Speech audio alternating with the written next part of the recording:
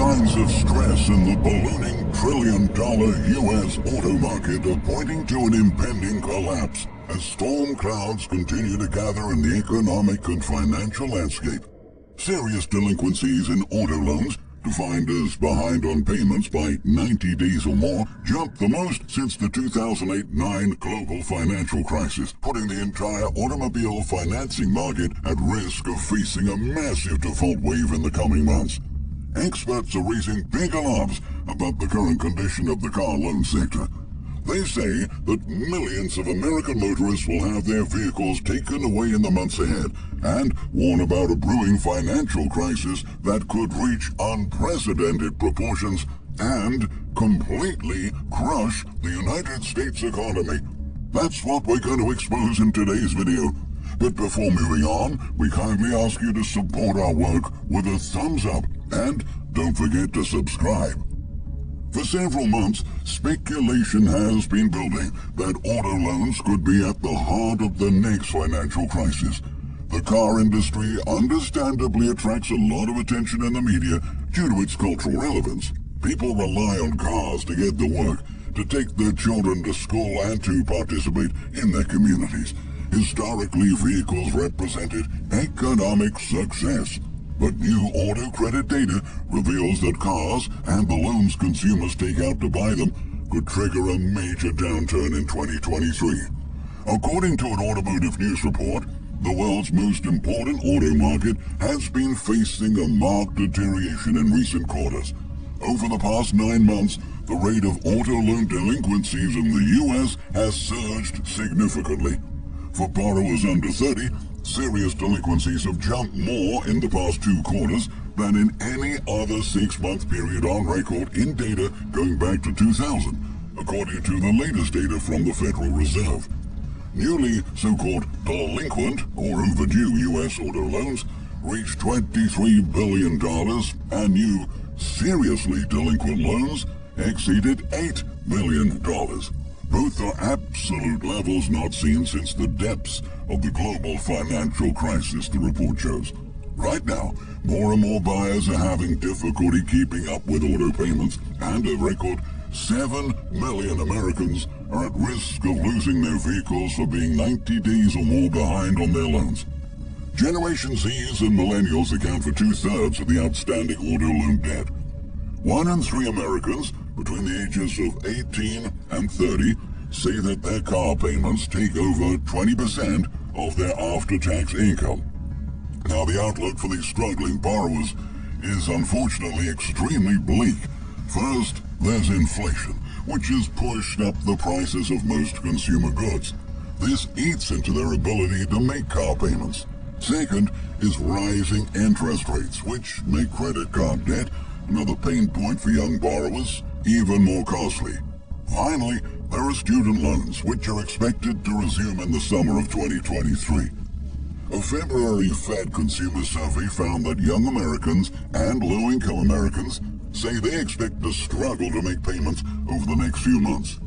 Those under 40 and those earning under $50,000 a year said there was nearly a 1 in 5 chance they would miss a minimum debt payment of some sort over the next 3 months, researchers wrote. In March, official agencies alerted about the strongest expectation of debt delinquency for people under 40 since the spring of 2020, when 14 million people lost their jobs during the first pandemic shutdowns. That has raised fears of a massive default wave this year because Americans are loaded up on auto loans like never before. At the end of 2022, the total value outstanding nationwide was an incredible $1.55 trillion, and that's more than double the amount 10 years ago. Put another way, auto loan debt totaled $4,800 for every single person in the country. At the state level, Texas led the way in auto loan debt by population. Fed data also shows that each person in Texas with a credit report owed an average of $7,300 in car loans at the end of 2022. Texas was followed by Louisiana, $6,500, and Georgia, $6,100. On the other hand, The value of borrowing has exploded all over the country as soaring prices for new and used cars led people to take out ever bigger loans. The average new car loan hit almost $40,000, an increase of 25% over 3 years. For used cars, it was $28,000, up from $18,000 3 years earlier. This squeezed many household budgets, for some to near or past the breaking point. Financial advisors say your car payment shouldn't surpass 10% of your take-home pay. But staying under that threshold has become a challenge for most. Today, a couple earning the median household income for married couples would pay 16% of their after-tax income on payments for 2 new cars at average loan values. One used and one new vehicle would cost them 14% of their take-home pay, Axios data reveals. Meanwhile, the average person living alone would pay 23% of her after-tax income on payments for an average new car loan and 17% for a used one. Typically, a car loan is the first payment people make because a vehicle is critical to getting to work and someone can live in a car if all else fails. When car loan delinquencies rise, it is a sign of worsening economic conditions for low-income and working-class Americans. Your car loan is your #1 priority in terms of payment, explains Michael Taione, a senior director at Fitch Ratings. If you don't have a car, you can't get back and forth to work in a lot of areas of the country. A car is usually a higher priority payment than even a home mortgage or rent. On the same note, Satyan Merchant, the senior vice president of TransUnion, says that inflation and interest rates are having a major role in the financial troubles of many Americans, but rising unemployment poses an even bigger threat. Every year, about 80% of defaults end in repossessions, but the truth is that the entire market is set up for failure.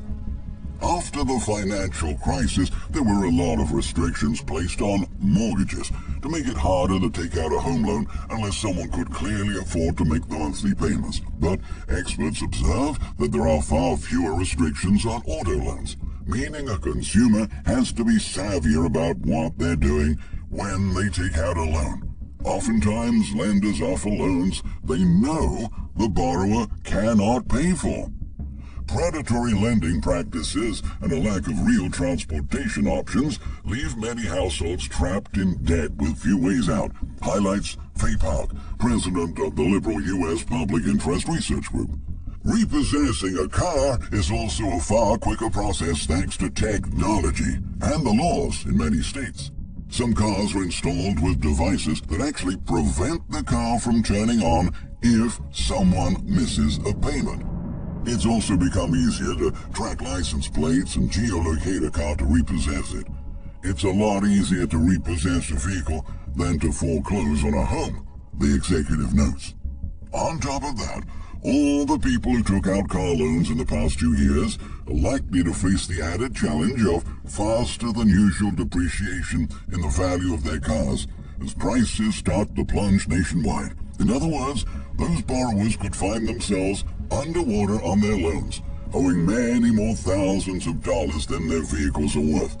Some financial analysts even claim that many lenders are ignoring typical red flags associated with loan applicants who are already struggling to pay their previous auto loan properly.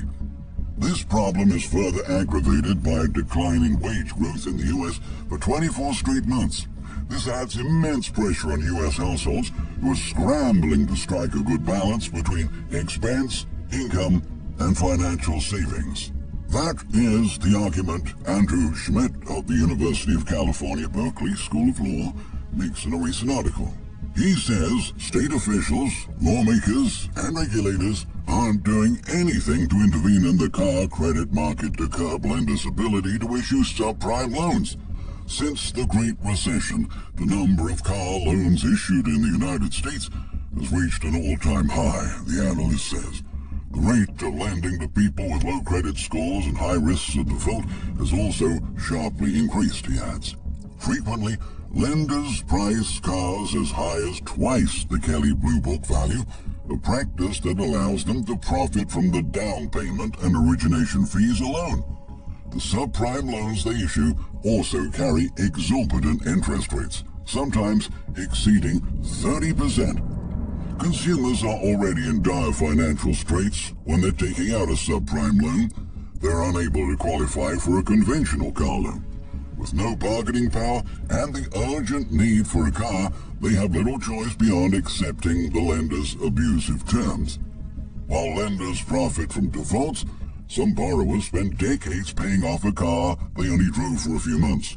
To recoup loan balances, lenders engage in aggressive collections tactics such as lawsuits and wage garnishment. Some subprime lenders have attorneys on staff to keep up with the rapid rates of default, but the heightened potential for mass debt default of subprime auto loans can send shockwaves through the financial system, just like mortgages did in 2008, and Schmidt worries that this can have disastrous consequences for the economy. Risky lending creates a high demand for used cars, causing price inflation, he explains. Because lenders profit even when borrowers default, they have the incentive to originate loans that will likely default. As with the 2008 housing crisis, a systemic mass default scenario would result in a larger supply of repossessed cars. Used car prices would collapse, followed by new car prices, he warns.